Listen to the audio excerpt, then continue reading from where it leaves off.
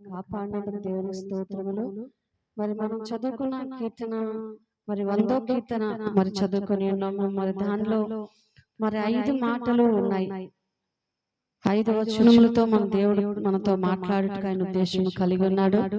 మరి ఈ కీర్తన మొదటగా మనం చూసుకున్నట్లయితే మరి పైన మరి 100వ కీర్తన అనే దగ్గర ఒక మాట ఉంటుంది. మరి దానికి ఇది మరి స్తుతి అర్పణ అంటే కొన్ని పేర్లు ఉంటాయి. స్తుతి అర్పణ అని దేనికి ఈ విధంగా దేవుడు మరి వచ్చి ఈ పాటని రాసి ఉన్నాడు అంటే భూమి పైన దేవుడు పరిపాలనకు సంబంధించిన కీర్తన ఇది చివరి కీర్తన. ఈ కీర్తనలో దైవజనుడైన మరి నాయకుడిగా ఉన్న సమయాల్లో మోషే తన ప్రజలైన ఇశ్రాయేలు వారి నిమిత్తము వారు ఉంటున్న పరిస్థితుల్లో రాసిన కీర్తన ఇది. ఆయన దేవుని యందు భయము భక్తి కలిగిన ప్రతి ఒక్కరూ దేవుని ఏ విధంగా స్తుతులు అర్పించాలి, స్తుతి అర్పణలు చెల్లించాలి అని చెప్పి రాస్తున్నాడు. కాబట్టి స్తుతి అర్పణ కీర్తన అని అంటాడు. స్తుతి ప్లస్ అర్పణ, స్తుతి కీర్తన అని చెప్పి మోషే గారు రచించారు. మరి కొన్ని కీర్తనలు దావీదు గారు రాశారు, కొన్ని ఆసాపు గారు రాశారు, కోరహ కుమారుడు రాశారు, మరి మోషే గారు రాశారు. మరి మోషే గారు రాసిన కీర్తనలోనే మరి 100వ కీర్తనను మరి దేవుడు మరి దీన్ని ఏ కీర్తన అని చెప్తున్నారంటే స్తుతి అర్పణ కీర్తన. స్తుతి అర్పణ కీర్తన అంటే మరి మనం చదువుకొని ఉన్న మొదట 100వ కీర్తన మొదటి 2 వచనాల్లో చూసుకున్నట్లయితే సమస్త దేశములారా యెహోవాకు ఉత్సాహధ్వని చేయుడి, సంతోషముతో యెహోవాను సేవించుడి. ఉత్సాహంతోనూ మరి దేవుని ఎప్పుడైతే ఆ విధంగా ఆరాధించి దేవుని సన్నిధికి రండి అని చెప్తున్న కీర్తన. మరి దేవుని ఆరాధన చేయడం సమస్త దేశములారా, ఒక ప్రాంతానని చెప్పలేదు, ఒక ఊరినని చెప్పలేదు, లేకపోతే ఒక వీధినని చెప్పలేదు, ఒక గృహంలో ఉన్న ప్రజలను అనలేదు, కానీ సమస్త దేశములారా, ప్రపంచంలో కానీ ఎక్కడున్నా అనేకమైన దేశాల వారు అందరూ కూడా దేవుని ఆరాధన చేయండి, ఉత్సాహముతో సంతోషముతో దేవుని ఆరాధన చేయండి అని చెప్తున్న కీర్తన ఇది. మరి సంతోషము మనకి ఎప్పుడు వస్తుందండి?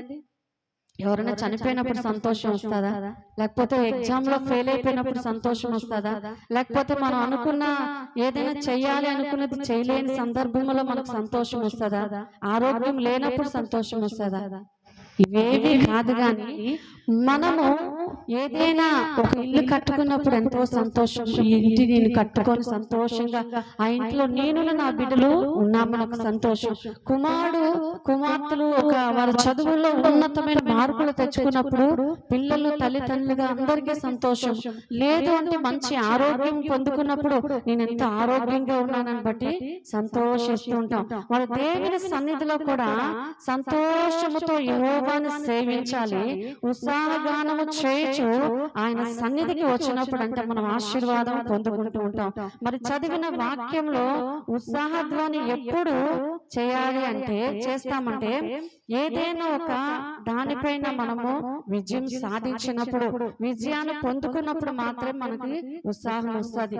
వ్యాపారంలో ఒకవేళ మీరు చేసిన వ్యాపారంలో ఏదైనా మీరు అనుకున్న దానికంటే రెట్టింపు వ్యాపారం జరిగి మీరు ఒక 2,000 లాభం అనుకున్నప్పుడు ఒక 5,000 లాభం వచ్చిందనుకో, ఆ రోజు ఎంతో సంతోషిస్తాం. ఇంత లాభం వచ్చింది ఈ రోజు వ్యాపారంలో, కొన్ని నా అవసరతలు తీరాయి అని చెప్పి, కొన్ని నా బాధలు విడుదల కలిగాయని చెప్పి సంతోషిస్తుంటాం.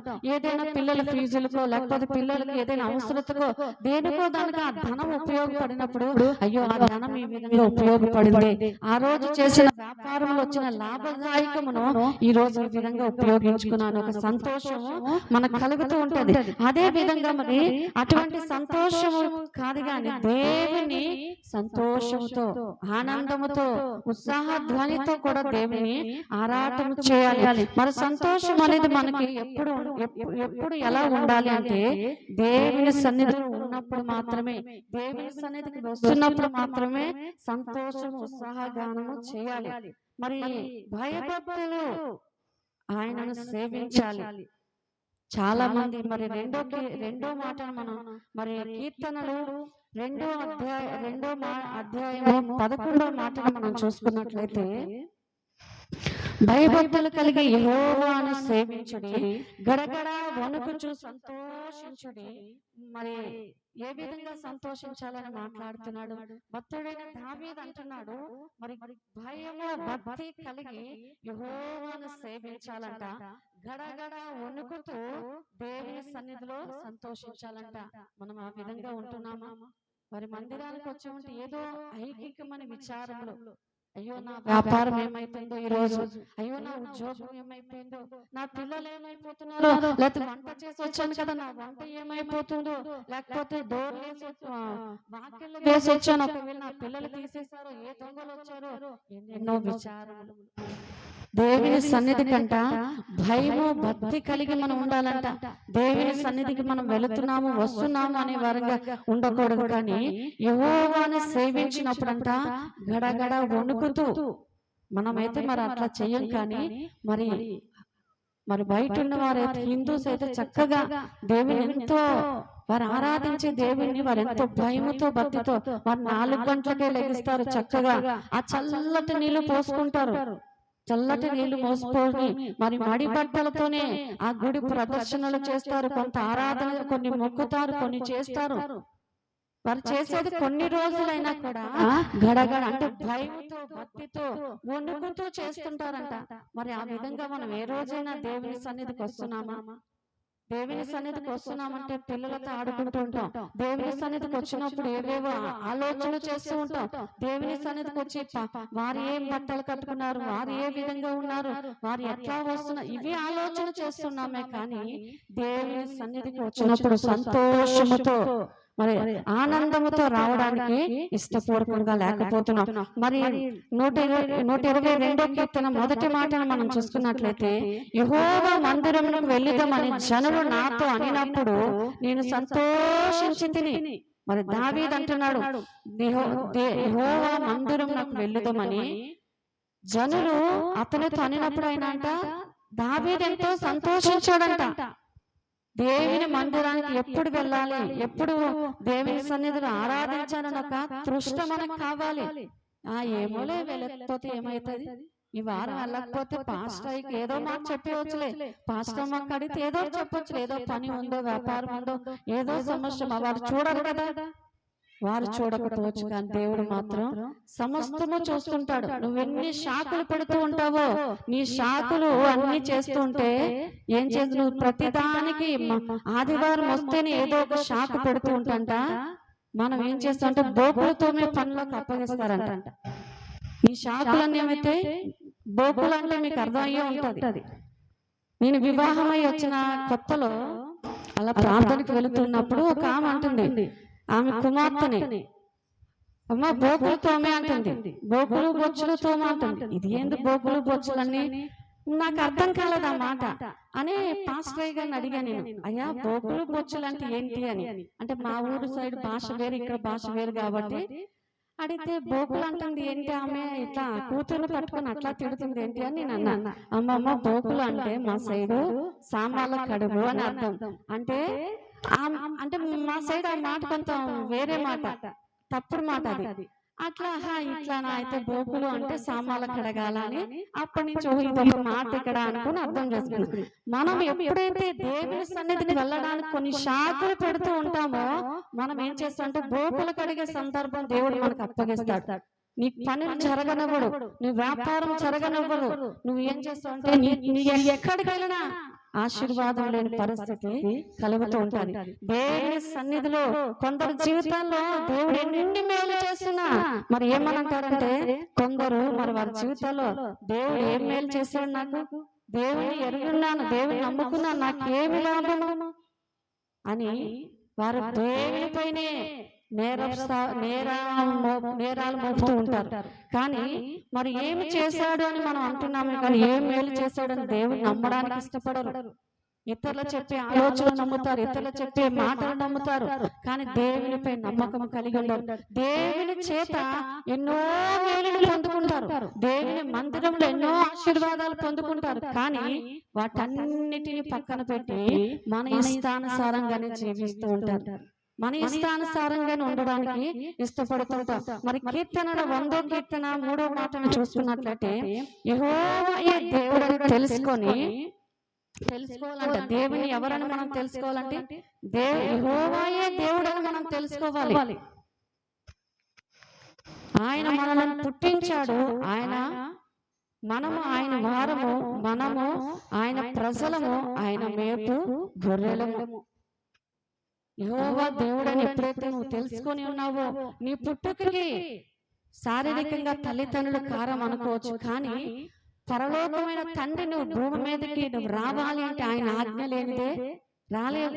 మరి చాలా మంది గర్భాలు లేవండి, పిల్లలు పుట్టలేదని ఎన్నెన్నో ఎందుకంటారంటే దేవుడు చిత్తం కావాలి.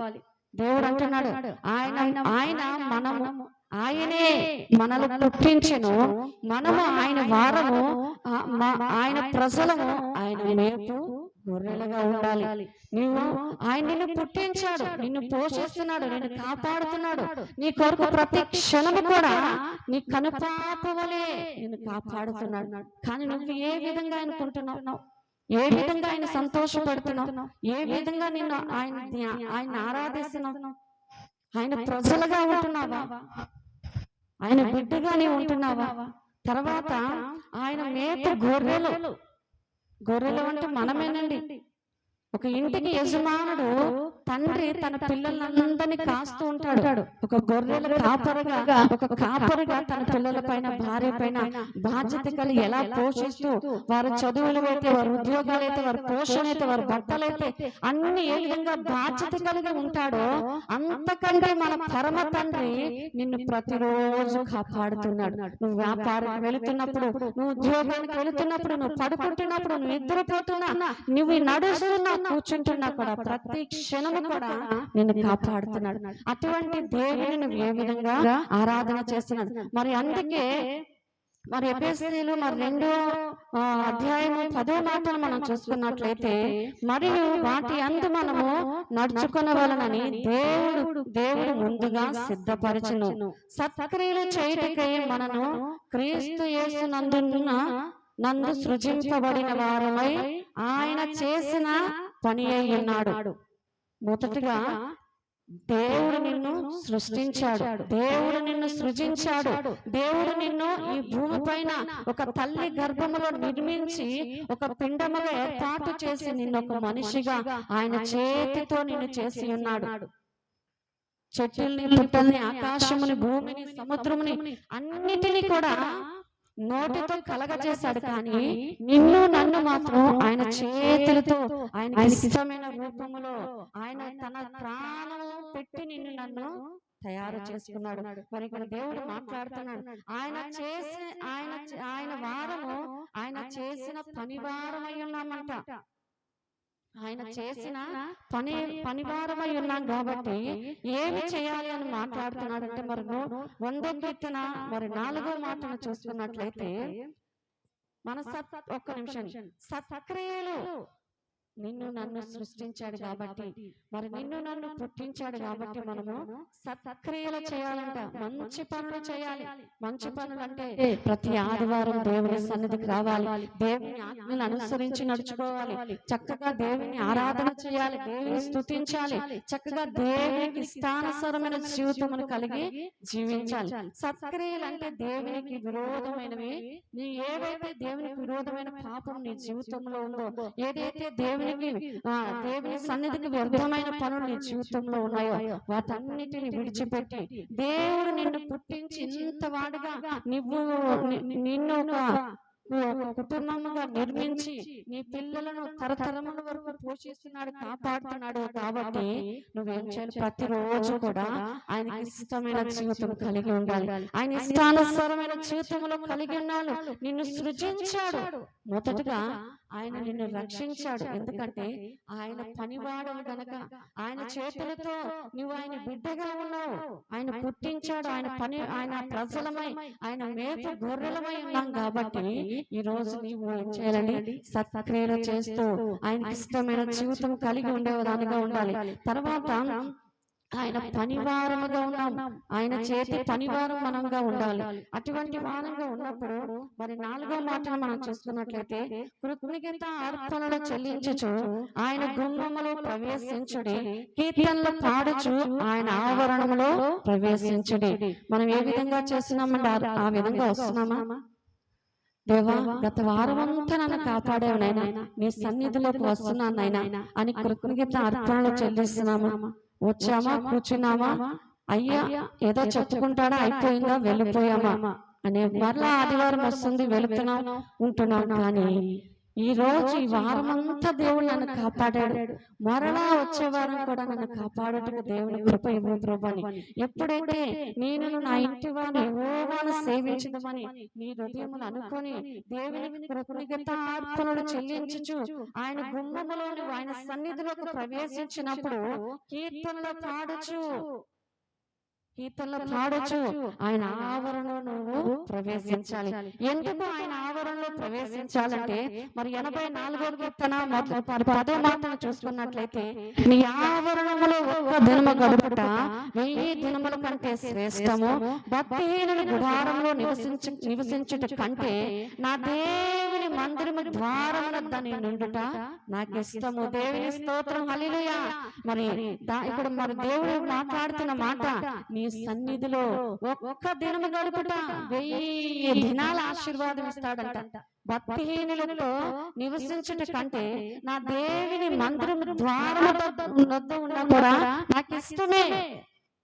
మనమైతే మరి చాలా మందిరాల్లో చెప్పుల దగ్గర కొంతమంది ఉంటారండి కాపులా, కొంతమంది బాత్రూముల దగ్గర కాపులా ఉంటారు, కొంతమంది గేట్ల దగ్గర కాపులా ఉంటారు. మనకైతే మరి ఆ పరిస్థితి లేదే. కానీ ఎందుకు ఉంటారంటే ఆ మందిరం దగ్గర ఉన్నా కూడా దేవుని ఆశీర్వాదమే. మరి దేవుడు అంటున్నాడు, దేవుని మందిరం ద్వారమునందు ఉండుట ఇష్టమే. ఏ రోజైనా మనం ఆ విధంగా ఉంటున్నామా? ప్రభువా, దేవుని మందిరానికి నేను వెళ్ళాలి నాయనా, నీ సన్నిధిలో నేను ఒక్క దినము, మనం అంత రోజంతా గడపము, మహా అంటే గంట, 9 గంటల కంటే 10:30, 11కి వచ్చే వాళ్ళం కూడా మనం ఉన్నాం. కానీ ఆ గంట 2 గంటలు కూడా మనం ఏం చేస్తామంటే పిల్లలతో ఆడుకుంటూ ఉంటాం, చక్కగా అటు ఇటు చూస్తూ బయటకు వెళుతూ వస్తూ ఉంటాం. కానీ మరి దావీదు అంటున్నాడు, నీ సన్నిధిలో ఒక్క దినము గడుపుట 1000 దినాల ఆశీర్వాదాన్ని నాకు ఇస్తున్నావు ప్రభా. ఆ 1000 దినాల ఆశీర్వాదం పొందుకున్నట్టు నీ సన్నిధిలో కీర్తనలు పాడుచు, స్తుతి అర్పణలు చెల్లించుచు, సంతోష గానముతో నీ సన్నిధికి నేను రావాలి ప్రభా అని నీవు ఎప్పుడైతే మనస్సు కలిగి ఉంటావో, ఎప్పుడైతే అటువంటి ఆత్మతో నువ్వు నింపబడతావో, మరి దేవుడు అంటున్నాడు మరి 100వ కీర్తన 5వ మాటను, యెహోవా దయాళుడు, ఆయన కృప నిత్యముండును, ఆయన సత్యము తరతరములు కూడా ఉంటుందంట.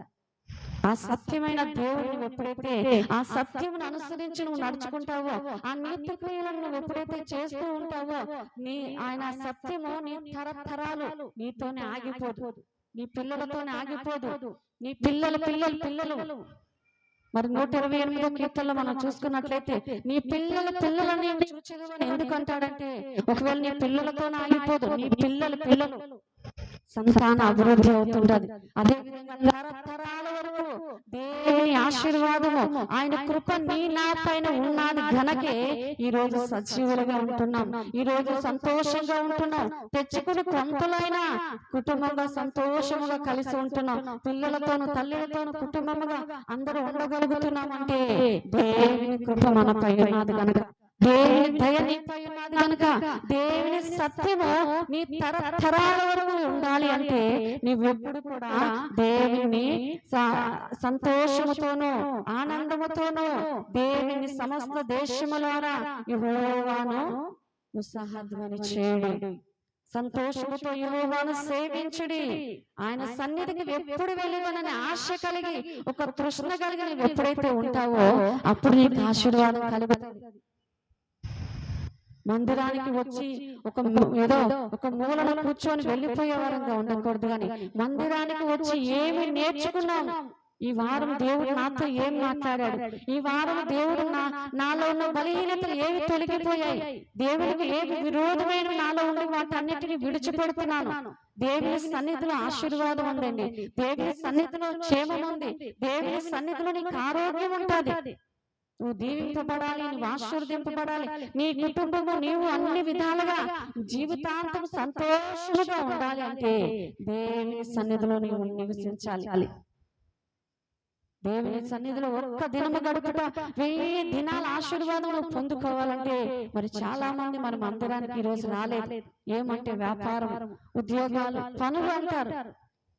6 రోజులు చేసిన పని కంటే ఈ ఆదివారం చేసిన పనిలోనే మరి అంత ఆశీర్వాదం వస్తుందో అది మీకే తెలియాలి.